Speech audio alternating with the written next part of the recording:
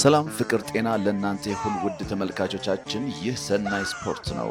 ለሰዓቱ የተዘጋጁ አጫጭር መረጃዎችን ይዘን ቀርበናል። እስከ ዝግጅታችን ፍጻሜ አብራችን ትቆይ ዘንድ የአክብሮት ግብዣችን ነው።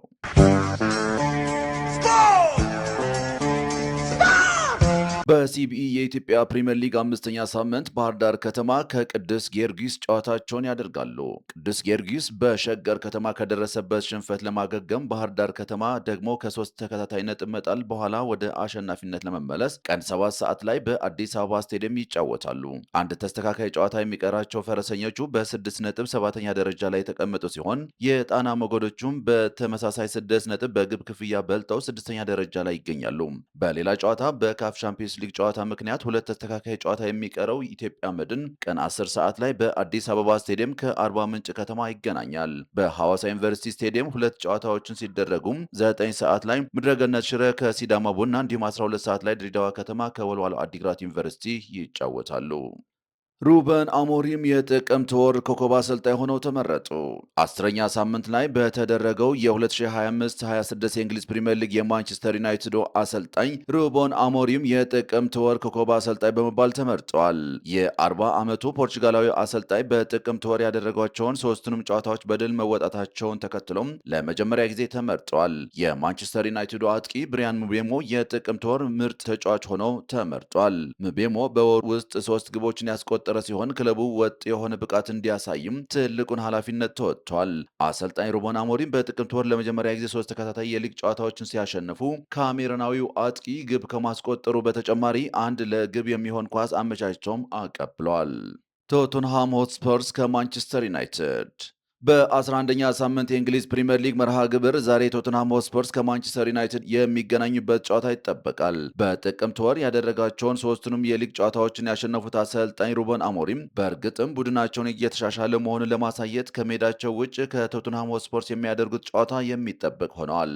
በቅርብ ጊዜያት በማንቸስተር ዩናይትድ ላይ ያለውን የበላይነት እያሳየ የሚገኘው ቶተንሃም ዛሬም በ10ኛ ሳምንት የለንደን ደርቢ በቼልሲ ከደረሰበት ሽንፈት ለማገገም ይጫወታል። ዩናይትድ ከየትኛውም የአውሮፓ ውድድር ውጭ እንዲሆን አንዱ ምክንያት ከሆነው ቶተንሃም በተጠናቀቀው ዓመት በተገናኙበት የዩሮፓ ሊግ ፍጻሜ 1-0 ማሸነፉ ይታወሳል። ቶተንሃም ከማንቸስተር ዩናይትድ የተገናኘባቸውን ያለፉት 4 ተከታታይ ጨዋታዎች ሁሉንም ያሸነፈ ሲሆን ዛሬ ድል ከቀናው ከሊቨርፑል በመቀጠል ቀያይ ሰይጣናቱን በ5 ተከታታይ ጨዋታዎች ያሸነፈ ሁለተኛ ክለብም ይሆናል። ሁለቱ ቡድኖች በእኩል 17 ነጥብ በግብ ክፍያ ተበላልጠው መቀመጣቸው ሌላኛው ጨዋታው እንዲጠበቅ የሚያደርገው ሲሆን በዩናይትድ በኩል ለረጅም ጊዜ ጉዳት ላይ የነበረው ሊሳንድሮ ማርቲኔዝ ልምምድ ቢጀምርም ለጨዋታው ግን የማይደርስ ተጫዋች ነው። በባለሜዳዎቹ በኩል ጄምስ ማዲሰን፣ ዲያን ኩሉስቭስኪ፣ ዴን ዴቪስ እና የቪር ቢሶማ በጉዳት የማይሰለፉ ናቸው። የዶሚኒክ ሶላናኬ፣ ሉካስ ቤርግቫል እና መሐመድ ቅዱስ መሰለፍም አልተረጋገጠም። ሁለቱ ቡድኖች ከአሁን በፊት 204 ጊዜ የተገናኙ ሲሆን ማንቸስተር ዩናይትድ 96 ጊዜ በማሸነፍ የበላይነት አለው። ቶተንሃም ደግሞ 57 ጊዜ አሸንፏል። በሌላ የዛሬ ተጠባቂ መርሃ ግብር በሁሉም ውድድሮች ባለፉት 8 ጨዋታዎች ምንም ግብ ያልተቆጠረበት የሊጉ መሪ አርሴናል ወደ ስቴዲየም ኦፍ ላይት አቅንቶ ምሽት 2 ሰዓት ከ30 በጥሩ ብቃት ላይ የሚገኘውን ሰንደርላንድ ይገጥማል። ስዊዘርላንዳዊው የቀድሞ መድፈኛ ግራንት ዣካ የቀድሞ ክለቡን በተቃራኒ በሚገጥምበት የምሽቱ ጨዋታ የሰሜን ለንደኑ ክለብ መሪነቱን ለማጠናከር ወደ ሜዳ ይገባል።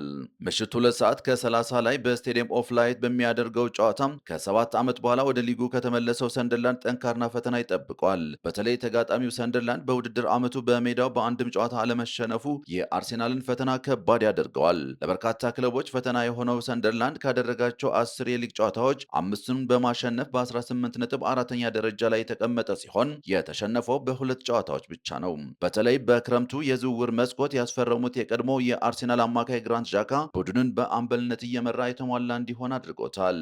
ከ21 ዓመት በኋላ የሊጉን ዋንጫ ለማንሳት ጠንካራ ጅማሬ ያደረገው አርሰናል ከ10ሩ የሊግ ጨዋታዎች ግብ የተቆጠረበት በ3 ብቻ ሲሆን ዛሬም ከዓለም አቀፍ እረፍት በፊት በሚያደርገው ጨዋታ 3 ነጥብ ለማግኘት ወደ ሜዳ እንደሚገባ ይጠበቃል። በውድድር ዓመቱ ካደረጓቸው 16 ጨዋታዎች 14ቱን በማሸነፍ በመከላከሉም በማጥቃቱም እጅግ ጠንካራ የሆኑት መድፈኞቹም በሰንደርላንድ ለመጨረሻ ጊዜ የተሸነፉት ከ15 ዓመት በፊት ነው። በጨዋታው ቪክቶር ኮሬሽ እና ጋብሪኤል ማርቲኔሊ በጉዳት የማይሰለፉ ተጫዋቾች ሲሆን አምበሉ ማርቲን ኦዲጋርድ፣ ኖኒ ማዱኬ እና ካይ ሃቨርትዝ ከዓለም አቀፍ እረፍት በኋላ ወደ ጨዋታ የሚመለሱ ተጫዋቾችም ሆነዋል። በሰንደርላንድ በኩል ተከላካዩ ኦማር አልድሬት በጉዳት የማይሰለፍ ሲሆን የክለቡ ውድ ፈራሚ ሀቢብ ዲያራ አሁንም ከጉዳት ያልተመለሰ ተጫዋች ነው። በሌላ ጨዋታ ምሽት 5 ሰዓት ላይ ቼልሲ በሜዳው አሰልጣኙን ካሰናበተው ወልቭስ ይጫወታል። በ10ኛ ሳምንት ቶትንሃምን ያሸነፈው ቼልሲ ተከታታይ ድሉን ለማስመዝገብ በሊጉ አንድም ጨዋታ ማሸነፍ ካልቻለው ወልቭስ ይገናኛል። በሌሎች ጨዋታዎች ኤቨርተን ከፉልሃም እና ዌስትሃም ከበርንሌይ በተመሳሳይ 12 ሰዓት ላይ የሚጫወት ይሆናል። የዓለም ዋንጫን ማሳካት ህልሜ አይደለም ሲል ክርስቲያኖ ሮናልዶ ተናገረ።